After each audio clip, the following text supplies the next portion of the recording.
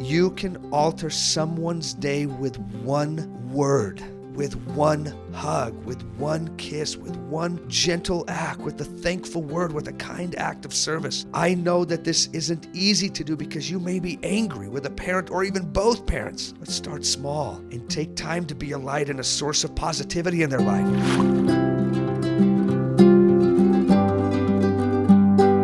My friend, I'm proud and impressed with you. Your desire to enhance your perspective and your search to deal with life in a wiser way is just awesome. Thank you for being here, and good on you for investing in your personal psychology. Your question this week is all about figuring out what to do when your parents are fighting and what you can do about it. Know that you are certainly not the only one who is dealing with this and the stress, sadness, and frustration that this can cause you as a teen in your home, dealing with parents who are disagreeing and trying to make their way through the challenges and stresses of life. This is a personal issue for me, in part because I experienced this as a child as well, watching my own parents fight, berate, threaten, and ultimately divorcing each other when I was about 11. I admit that it was a pretty surreal moment for me. My mind was almost blank. I remember feeling sick. I was numb, unsure about what to do and unsure about what would happen to our family. But as we always do, and as you always will do as well, you will move forward, managing what is within your reach, what is within your control, lifting and assisting where you can and where you are, and sometimes focusing even more tightly on the things that really matter in this life. My friend, this podcast is for you. If your parents are struggling, disagreeing, fighting, or separating and dealing with that challenge as well that comes with separation, your question is a great one.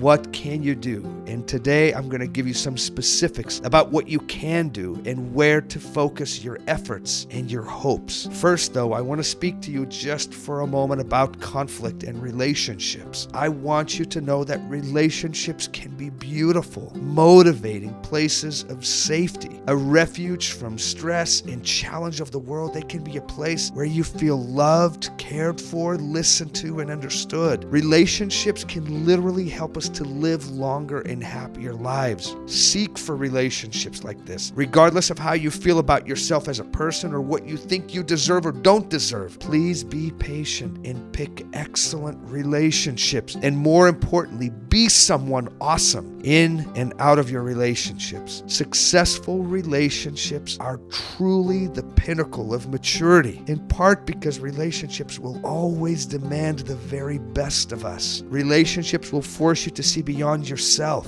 your needs, your wants, your desires, and instead to focus on feeding and nurturing the other and the relationship. Think of it like the fellowship of the ring, right? Loyal, standing with one another, working through conflict and disagreement, but continuing on despite any difficult moment. Conflict, my friends, isn't just inescapable. It's possible that it's actually essential. We are just too different as people. We don't agree. We don't see things the same. We don't believe the same way. And some of the differences that you hear your parents fighting about will never quite resolve themselves. Now, I know that that sounds hard, and I know that those are hard moments for you as a child, as a teen, and as an adolescent. They were incredibly hard for me. I think I just felt unsteady and afraid and incredibly sad to hear my parents argue in the way that they did. I was afraid, but I also saw them repair, try to fix things, coming back together. And that's a beautiful thing as well. I know it's awkward, but you can do awkward. I know it's hard, but you can do hard. I know it's sad at times and disappointing, but you can handle disappointment. So hear me out. Listen and learn, my friend, because sometimes we learn from the incredibly good example of others, and sometimes we learn just as much from the hardship and the failure of others. So keep your eyes open and learn. Be better, be wiser, be more understanding, and do better than your parents, because honestly, that's exactly what they want for you. They want you to be better than they are.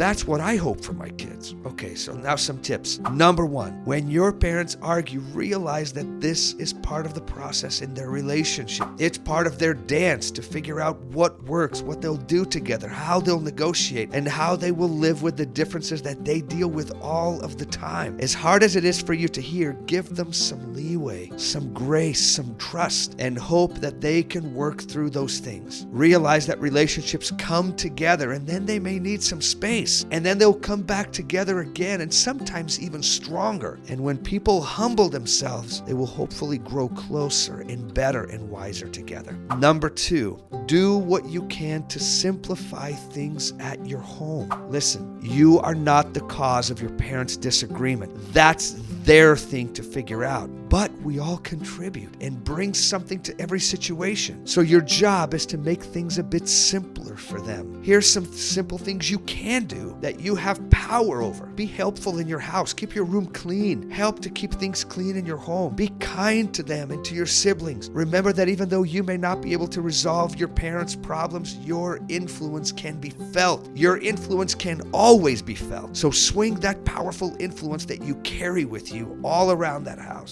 Stay focused on your studies, work, and other activities or responsibilities that you have taken on. You can't fix your parents' life, but man, you can build yours and make yours a bit better. So use that nervous energy, that fear, that anger, that frustration, and sink it or aim it towards school, your friendships, reading, writing, building new skills, and build a better, lovelier you. Number three, build your relationship with each individual parent. Take a moment to offer support. I cannot emphasize this enough. You can alter someone's day with one word, with one hug, with one kiss, with one gentle act, with a thankful word, with a kind act of service. I know that this isn't easy to do because you may be angry with a parent or even both parents. But start small and take time to be a light and a source of positivity in their life. I'm not just telling you this to better their lives, but honestly, this will better your life.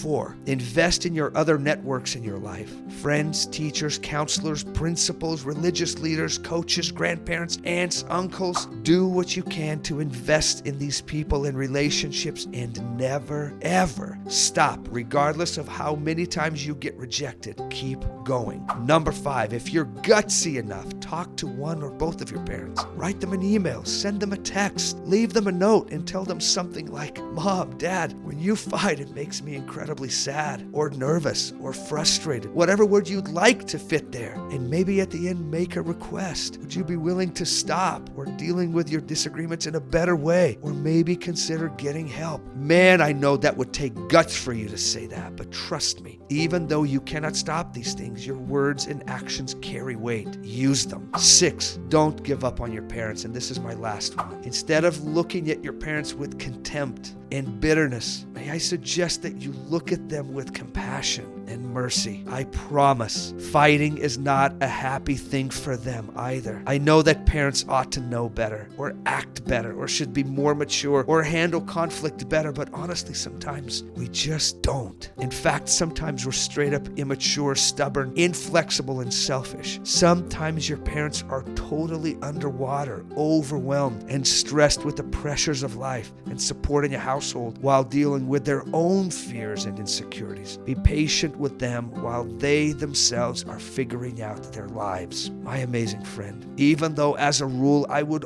always counsel you to give people a break and to come from a place of love, patience, understanding, and compassion, I want you to know that if abuse is happening in your home to you or your parents, that there's help for you. There's some things in life that need courage and some intervention, and this is in one of those cases. Please speak to another adult in your life. Text us or call or text the 988 number, and these people can help you with these questions. They can provide help. In fact, you can text us. We can help you to deal with these challenging situations and help you to connect to an adult. Now go. Be the good. Be the light, be the hope. Start small, start with what you can control, and give people grace and room to grow. Be well, my friend. You're not alone. Others have gone before and have grown in wisdom. You will too.